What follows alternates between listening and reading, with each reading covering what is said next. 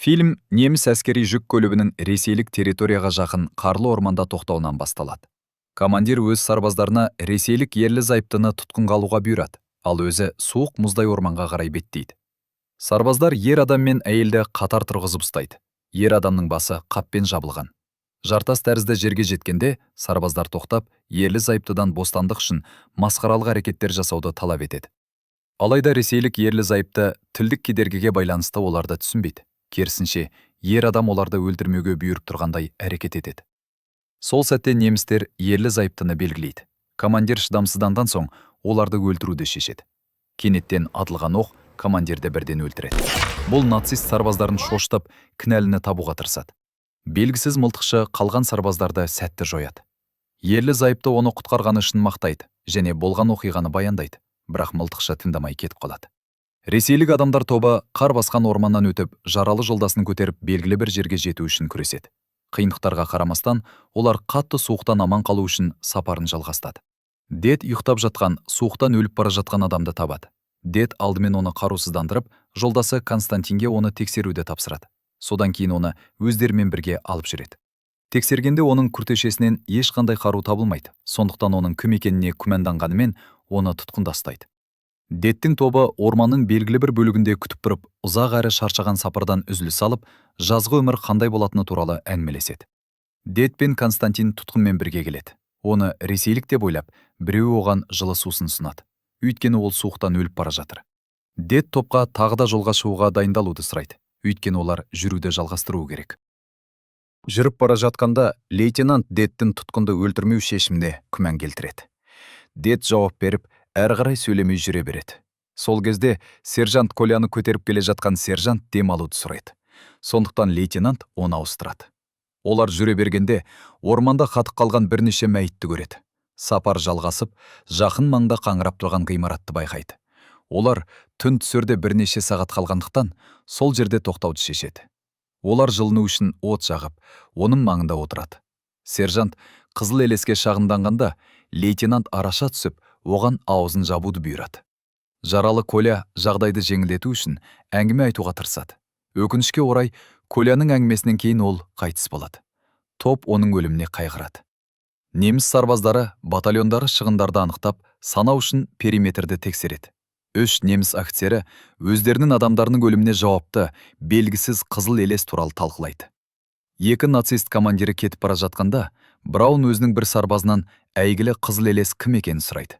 Тұтқын лейтенант ұйықтап жатқанда, оның мылтығын алады. Лейтенант оянып бірден мылтығын қайтаруды талап етеді. Тұтқын темекі үшін саудаласады. Сержант мылтықты қайтарғанда, тұтқынға мұндай әрекетті қайталамауды ескертеді. Бірнеше сәттен кейін, Дед Константин мен Равельдің назарын аударып, нацист сарбаздарының уақытша паналарына жақын жүргенін ескертеді де, эвакуациялануды бұйырады. Бөрененің артында жасырынған Дед, Простак, Вера мен лейтенант жасырынып қалады. Ал Костя мен сержант табылған қаңырап тұрған үйді барлайды. Ешкім жоқ екенін көріп, Костя күтіп тұрғандарға сигнал береді. Сержанттың үстелдегі дайын сусынды ішіп жатқан байқаған Равель бірден тоқтатады. Дед келіп, Равель мен сержанттың алкоголь толы шыны үшін төбелесіп жатқанын көреді. Сержант ашумен Равельді жерге құлатады. Дед оларды төбелестен тоқтатады. Дед сержантқа оны құтқарғанын айтады. Өйткені нацистер үстелдегі тамақты улаған болатын. Бірнеше сәттен кейін Вера мен Простак үйге кіреді. Вера жылы киім сұрайды, сондықтан тұтқын аймақты іздейді. Дед пен лейтенант Дедтің досының үйінің айналасын тексереді. Сол кезде олар қорада мәйіттерді табады. Дед олардың өліміне қайғырып, құрмет көрсетеді де, жерден алынған көрпемен мәйіттерді жабады. Сол уақытта неміс әскерлері өз сарбаздары өлген жерге әскери жүк көліктермен барады. Браун мен Клейн басқарған батальон Моншаға беттейді. Дед, Костя мен лейтенант аман қалу үшін қажетті заттар алуға ауыл іздейді. Ал Вера мен сержант үйде демалу үшін қалады. Кетер алдында Вера терезеге жақын тұрып, айналаны бақылайды. Ол неміс жүк көліктерінің аймаққа келгенін байқап, бірден жасырынады. Неміс сарбаздары Вера мен сержанттың үйінің қақпасына кіреді. Клейн сарбаздарды басқарып, периметрді қорғайды. Барлығының қауіпсіздігін қамтамасыз етеді. Клейн мен Брауннан қажетсіз шу шығып, сыртта күтіп тұрған сарбаздар шошып кетеді. Таңғаларлығы, Клейн жай ғана жолдастарының көңілін көтеру үшін қалжыңдап тұрған.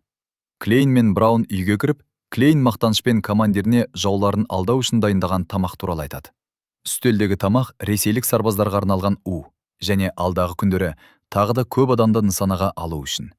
Клейн өз адамдарына үстелден тамақ жемді алып тастауды бұйырады.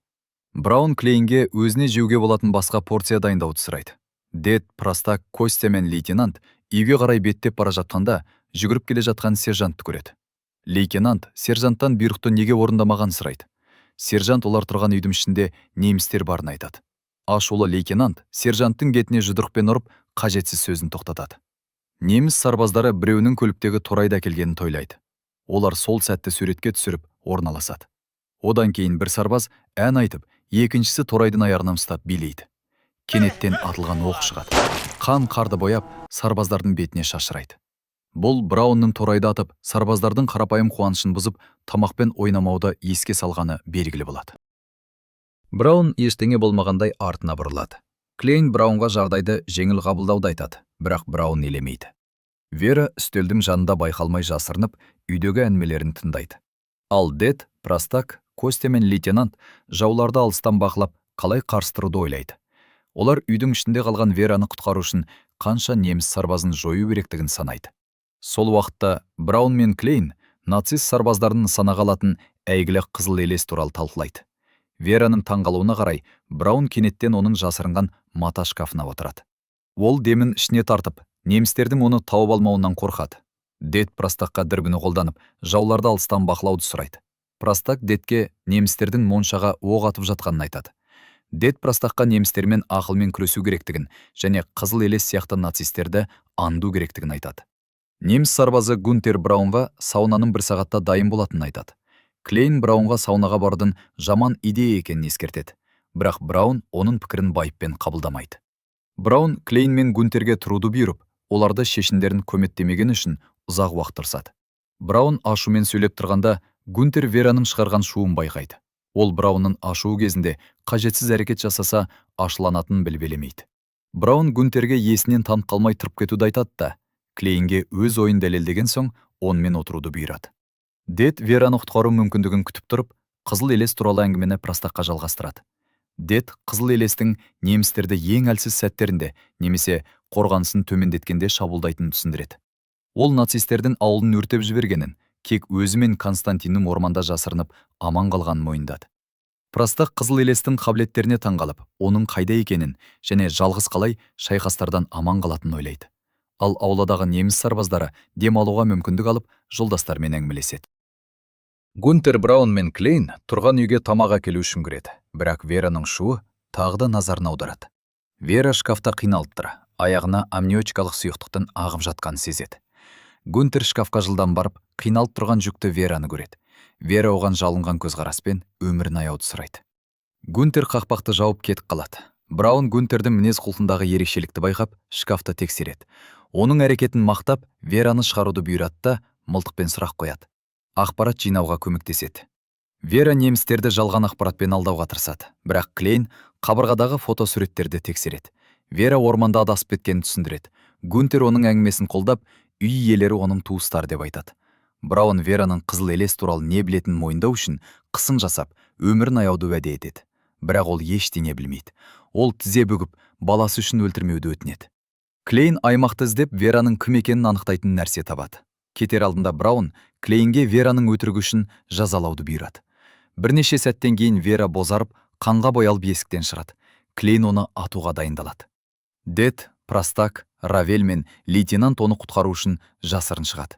Ресейліктер ұйықтап жатқан неміс сарбаздарын үнсіз жоюға тырысады, ал Вера өлімді кешіктіру үшін Клейнмен сөйлеседі. Гунтер оның сөздерін аударады да, Клейн оған мылтықты береді. Ол Гунтерге Вераны өлтіруге 2 минут береді де кетеді. Фондағы музыкаға байланысты Клейн мен ояу сарбаздар ресейліктер мен немістердің төбелесінен шыққан шуды естімейді. Ресейліктер нацист сарбаздарын үнсіз өлтіруге тырысады. Ауладағы қалған әскерлерді ескертпеуге абай болады. Гунтер саусағын тетікке қойғанда, біреу оның басынан атады. Кенет шабуыл барлығын шошытып, Вераны өлімнен құтқарады. Ресейліктер тобы қызыл елестің неміс сарбаздарын жою үшін аулаға жарылғыш лақтырғанын көреді. Простак Вераны қорғау үшін оған қарай жүгіреді. Лейтенант пен сержант әртүрлі бағыттан шабуылдап, қызыл елеске нацистерді жоюға көмектеседі. Шайқас өрбігенде Клейн мен Браун саунада жасырынады. Қызыл елес пен ресейліктер неміс әскерлерінің көбін жояды. Тек Клейн, бірнеше сарбаз және жалаңаш Браун қалады.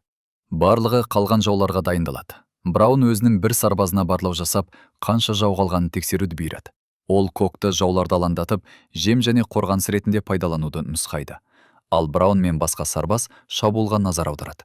Браунның таңғалуына қарай Вольф сарбазға артынан шабуыл жасап, кімді ату керектігін шатастырады.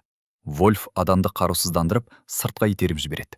Ол жерде бірнеше рет атылады. Кок қашып, жақын тұрған жүк көлігіне жету үшін жауларға жарлықшылық тұрады. Сержант оны байқап бірден атады. Браун қашып кетеді, ал Клейн өлі сияқты болып жатады. Ресейліктер қызыл елестің есін жиюын күтіп, немістер дайындаған тамақты жейді. Шайқастан шаршап, аш қалған олар аштықты басу үшін тез жейді. Сержант нан әкелуге кешірім сұрап кетеді. Аймақты күзетіп тұрған Костя тамағын жалғастыруды шешеді. Бірақ Клейннің мәйітіне сүрініп, ашумен тепплейді. Клейн өзін көрсетпеу үшін қозғалмай жатады. Сержант пен лейтенант келесі қадамды талқылайды. Бірақ Вера баласының туылып жатқанын айқайлайды. Ал нацистер қарда тұрып қалған көлікті итеріп жатқанда, көйлек киген Браунның жүгіріп келе жатқанын көреді. Штейгер өз адамдарына қаруларын тастауды бұйырып, Браунның стильді киімін мақтайды. Дед Вераның туына көмектесу үшін акушер рөлін атқарады. Простак Вераны ауырсынудан алаңдату үшін әртүрлі нәрселерді елестетуді ұсынады. Ал лейтенант пен сержант Вера қиналып жатқанда өздерін көңіл көтереді. Бірнеше секундтан кейін Вера сау ұл туады. Қызыл елес терең ұйқыдан оянып, бірден мылтығын алып кетеді. Лейтенант, сержант, Вольф пен Костя шайқасқа дайындалып, қызыл елестің алыстан немістердің келгенін сезгеннен кейін оны ертіп жүреді. Штейгер өз адамдарын үйді қоршап, аймақты қорғауды бұйырады. Сарбаздар қызыл елестің одақтастарын алдап, жолдастарын өлтіру үшін орналастырылады. Шайқас кезінде Штейгер жауларды жою үшін бірнеше граната шабуылын бұйырады. Жабдықтары орнына қойылғанда, жарылыстар олардың жасырынған үйлерін қиратады. Вера баламен Простак қашады, ал Дед Костяға постынан кетуді бұйырып, өзі ауысады. Браун сәтсіз миссиядан кейін намысын қайтару үшін Штейгерден көбірек сарбаз сұрайды. Штейгер рұқсат береді. Сарбаздар алға жылжыранда, лейтенант оларды бірден жою үшін оқ жаудырады. Бомбалау жалғасады, бірақ қызыл елес жасырынып, шабуылдаушыларды үнсіз нысана қалады. Ол оларды басынан атып өлтіреді. Штейгер мен оның шәкірті адамдарын басқара алмай қалады. Бірнеше секундтан кейін олардың бағытына жарлықшы лақтырылып, үлкен жарылыс болады. Шайқас жалғасып, Браун мен оның адамдары жаулармен бетпе-бет келу үшін алға жылжиды. Ресейліктер көптеген нацист қарсыластарына қарсы тұруға тырысады. Алайда сан жағынан аз болғандықтан, тұтас батальонға қарсы тұрғанда қауіпсіздіктеріне қауіп төнеді. Олар оқтан және граната жарылыстарынан жараланады. Дед өз денесімен келген оқтарды тоқтап, сержантты құтқарады. Браун Костяны атады. Лейтенант бомбаны басқарады. Простак Вера мен баланы қорғайды.